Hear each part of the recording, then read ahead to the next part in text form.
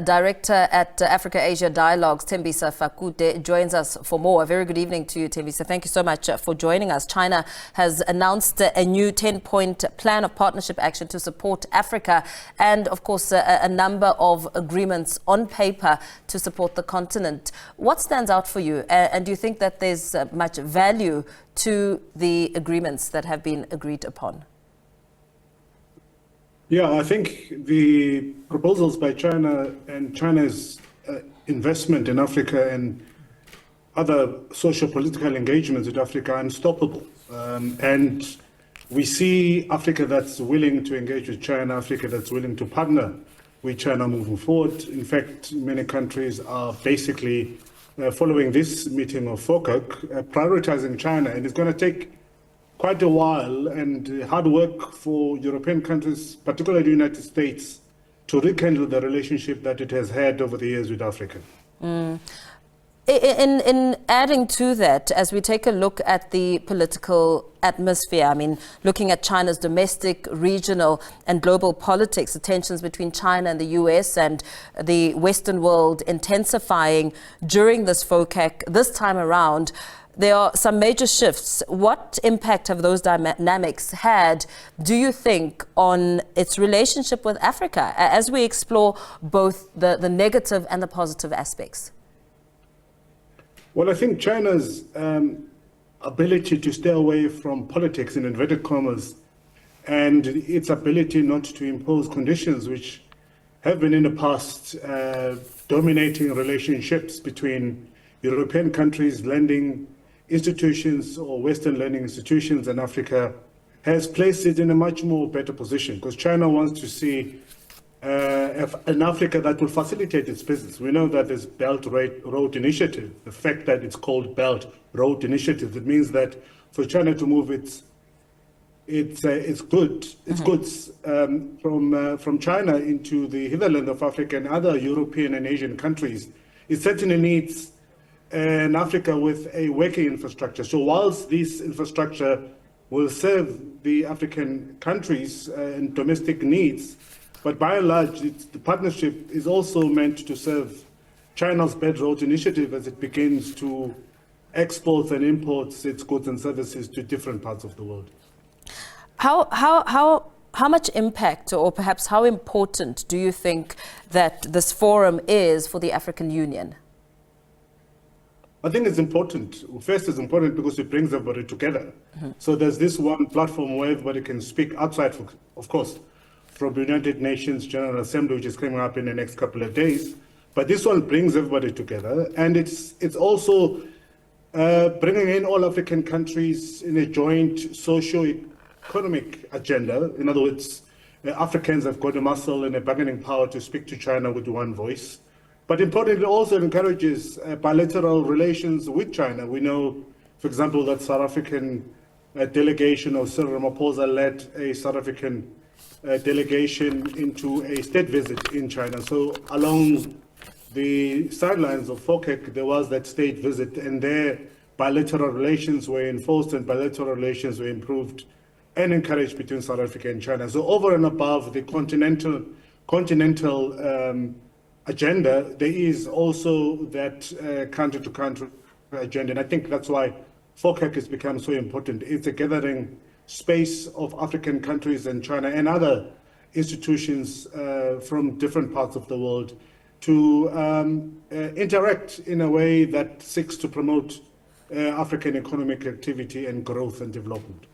One of the challenges that have come up in previous years is the demand from the Chinese side for more bankable projects from African stakeholders and perhaps a better understanding of the changes that are taking place in China when it comes to the continent.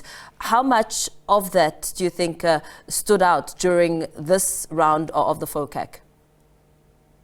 I think we need to be honest as Africans that China has its interest, and China is in Africa to do business. We don't expect China to be treating African countries with kids' gloves, as has always been the case with other nations. Africans need to empower themselves. Africans need to take firm and strong positions. We've heard the statements by President Cyril Ramaphosa that, Africa must take benefits from what China is bringing. If Africa is not taking benefits from what China is bringing, by the way, China is just signing and facilitating business between Chinese and Africans. It's up to those in the boardroom to make decisions. And we don't expect, when we are sitting in those boardrooms as business people, to be treated with kids' gloves. We need to take stronger positions. We need to make sure that our governing or governance and institutions that govern our countries, particularly when it comes to business, environment, and others, are strong enough so that when we negotiate and discuss these opportunities with our counterparts from China, we are on a much more stronger position than we've been in the past. So I think the days of being treated like children are gone. And I think with the likes of Cyril Ramaphosa leading these initiatives, we are likely to see Africa that's going to be standing strong with its own institutions and tackling China's aggressive business behavior in a manner that's appropriate and in a manner that will benefit our people, particularly the downtrodden people and unemployed in South Africa in particular. Yeah, and that's important because my next question really just speaks now to the ripple effect. I mean, big deals being signed, we're talking the continent, but looking at South Africa, at what point do we begin to see the benefits of such deals for the ordinary man on the street? Because, a lot of talk in terms of benefication is what a lot of people are talking about, that it's not about just selling tomatoes to China, but it's about creating a light industry in Africa where we are planting the tomatoes, putting them in a can and preserving them and then selling them to ensure that the relationship works both ways. Well, we've already started seeing China's foreign direct investment in South Africa and in other countries. For example, where I am at the moment in Morocco, China is investing a lot on construction of roads and construction of railways, and they are also in negotiation in terms of electric vehicles. In South Africa, as I've said, it's up to South Africans, the businessmen and women who are going to be dealing with Chinese businessmen and women, because Cyril Ramaphosa and Xi Jinping can only facilitate business. They're not going to be in boardrooms, as I've said earlier on. It's up to the South Africans and Africans to begin to deal with China as proper and fit-for-purpose businessmen and women. The days of us being treated and acting as if the world owes us something, and at the same time calling for beneficiation, exporting of our goods and services, and making sure that our products are visible in the shopping malls and supermarkets in China. It all depends on our own aggressive manner in which we promote our businesses and promote our goods and services. I don't think China is going to facilitate that for us. China is there to do business, but it expects us, of course, as businessmen and people, as we claim, to insist on ensuring that there's beneficiation and that the business and the agreements that we've entered into benefit all of us, particularly us as South Africa. And very well. But before we let you go, just summing up some of the biggest highlights you think came out very strongly at this meeting this time around, as we take stock. In fact, that was done right at the beginning when we looked at the package that my colleague Sophie Mokoena covered, where they looked at previous years and the achievements then. What stood out for you?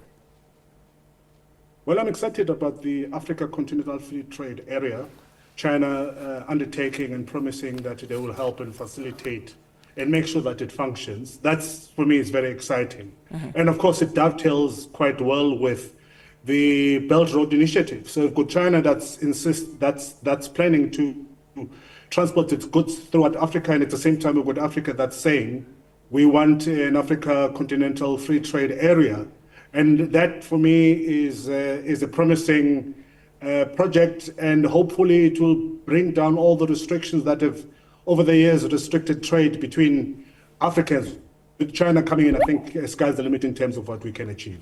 Very well. Thank you so much for speaking to us this evening. Director at Africa-Asia Dialogues, Thembisa Fakude, speaking to us there as the FOCAC is rounding down.